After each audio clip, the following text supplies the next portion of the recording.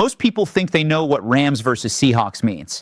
They think it's just another NFL rivalry, another divisional game, another night of football that comes and goes. But that's not what this really is. What's happening here goes much deeper than a scoreboard or a box score. This is about years of tension that never disappeared. This is about moments that ruined seasons, plays that haunted careers, and decisions that still make fans angry years later. This is about two franchises that absolutely cannot stand losing to each other, even when nothing else is on the line. And tonight, everything is on the line. Because this isn't just a game. This is a collision of pride, fear, revenge, and unfinished business. And if you really understand what's happening beneath the surface, you'll realize that one single play in this game could quietly change the future of both of these teams forever. Before we go any further, listen to me for a second. If you want real sports stories, real emotional context, and the deeper truth behind what mainstream media barely touches, then you need to subscribe to this channel right now. The big networks will show you highlights. They'll show you stats. They'll show you post-game interviews full of cliches. What they won't show you is the psychological war, the hidden pressure, and the real human cost of these games. We show you what others don't. So hit subscribe now, because what you're about to hear will completely change how you see Rams versus Seahawks. Now let's talk about how we got here. The rivalry between the Los Angeles Rams and the Seattle Seahawks is one of the most emotionally violent rivalries in modern football. It doesn't get talked about the way Cowboys versus Eagles or Packers versus Bears does, but the intensity is just as real. The reason is simple. These two teams have ruined each other's seasons too many times. Every fan base has that one opponent they dread more than any other, even when they're better on paper. For Rams fans, it's Seattle. For Seahawks fans, it's the Rams. There were years when the Rams were clearly the better team. Better quarterback play, better defense, better coaching, and somehow Seattle would still beat them. Then there were years when Seattle looked unstoppable, and the Rams would show up and punch them in the mouth in the most humiliating way possible. This rivalry doesn't follow logic. It follows emotion. When Seattle moved into the NFC West, something shifted. Suddenly, these teams weren't just meeting occasionally. They were meeting twice every single season. The familiarity bred hatred. Players started recognizing each other's tendencies. Coaches started building game plans specifically for this one matchup. Fans started circling these dates on the calendar the moment the schedule came out. And over time, something ugly and powerful formed. There were controversial calls that changed outcomes. Late hits that were never flagged. Game-winning drives that broke hearts. Pick sixes that silenced stadiums. Overtime thrillers that left fans emotionally exhausted for days. Every season added another scar. And now here we are again. The Rams come into this moment carrying a strange mix of confidence and insecurity. On one hand, they know what they're capable of when everything clicks. They've tasted championships. They've been to the top. They've proven they can beat anyone on any night. On the other hand, they know the league is watching them closely, waiting for signs that they're finished. Too many injuries. Too much mileage, too many close calls, too many moments where they looked slow, old, or out of sync. They feel the pressure. They know this game is not just about one win. It's about perception. It's about whether the league still takes them seriously. It's about whether free agents still see them as a destination. It's about whether their own locker room still believes this group can do something special again. And then there's Seattle. Seattle is a franchise in transition, but not in the way people think. They don't see themselves as rebuilding. They see themselves as reinventing. They believe their culture is stronger than any single player. They believe their system is still elite. They believe their home field advantage still terrifies opponents.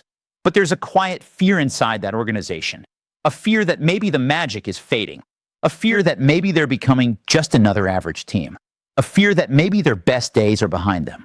And nothing triggers that fear more than playing the Rams.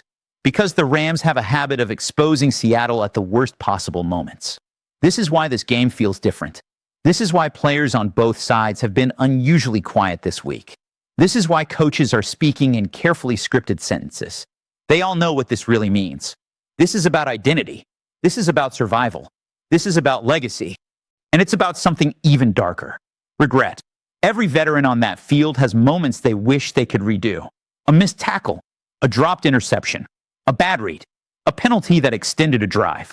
And in this rivalry, Those moments tend to come back to haunt you. Quarterbacks in this matchup don't just play football. They carry emotional weight on their shoulders. Every throw is judged more harshly. Every mistake is amplified. Every success is temporary. One bad quarter in this game can destroy a quarterback's reputation for an entire season. One heroic drive can turn him into a legend. That's the pressure. And that pressure creates mistakes. Which brings us to the real truth about Rams versus Seahawks. This game is never decided by talent. It's decided by human error. It's decided by who panics first, who tries to force a throw that isn't there, who commits the unnecessary roughness penalty on 3rd and long, who jumps offside on 4th and inches, who forgets their assignment on a blown coverage, who drops the easy catch in the red zone. These are the moments that decide this rivalry. And when they happen, they don't just cost games. They cost jobs. They cost contracts. They cost confidence. And sometimes they cost careers. Fans don't see that part. They just see the score. They don't see the players sitting alone in the locker room afterward, staring at the floor, knowing that one mistake might follow him for the rest of his life. They don't see the coach replaying the same play over and over in his head at 3 in the morning, wondering if he called the wrong defense. They don't see the quarterback lying awake all night thinking about one throw he wishes he could take back. But in this rivalry, that's exactly what happens. Over and over again. There's also something else people don't talk about. Fear. Not the obvious kind. The quiet kind. The kind that creeps in when a team starts thinking too much. When players stop playing instinctively and start playing carefully. When they become more afraid of losing than excited about winning.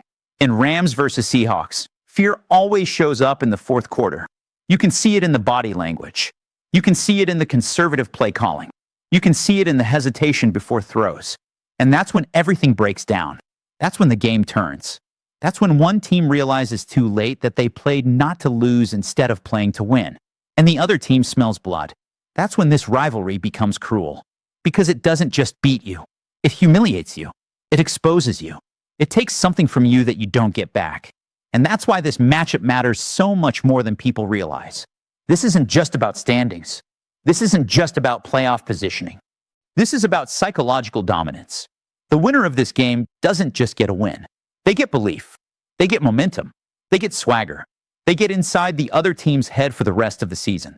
And the loser doesn't just lose. They start doubting themselves. They start questioning their system. They start blaming each other. They start hearing the media narratives get louder. That's how seasons collapse. Not with blowouts. With games like this. Close games. Heartbreaking games. Games that feel like they ripped your heart out slowly instead of quickly. This is also a coaching duel that almost nobody fully understands. These staffs know each other too well. They know each other's tendencies. They know each other's weaknesses. They know each other's psychological pressure points. This isn't just XS and OS. This is manipulation. This is baiting. This is setting traps. This is calling plays you know your opponent expects you not to call. This is pretending to adjust to something while secretly planning to exploit it later. And all of it is happening in real time, with millions of people watching, while careers hang in the balance. Now let's talk about the fans. Because fans are part of this story whether they like it or not. Rams fans carry years of anger toward Seattle. They remember seasons that slipped away. They remember being mocked. They remember losing games they should have won.